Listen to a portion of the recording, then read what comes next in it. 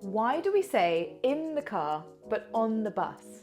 I have a trick to help you remember. This is Prepositions with Georgie from BBC Learning English. I'm Georgie, and in this video we're looking at prepositions for transport. Let's get on the learning train. Choo choo!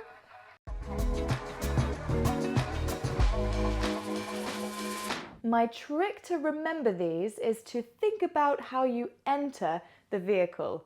If you enter like this, standing on your feet, we use on. That's why we get on a bus, on a train, on a tram, on a plane, and on a boat. The space is big, so we can stand on it. The opposite is off, so we get on the bus and then we get off the bus.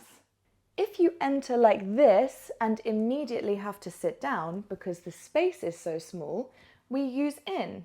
That's why we say we are in a car, in a taxi, in a van, in a truck or lorry, and in a helicopter. The opposite is out, so we get in the car, we go somewhere, and then we get out or out of the car.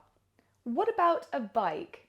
We aren't standing on the bike or getting inside a small space, so which is it? We are on the bike because we are sitting on the bike, like we sit on a chair.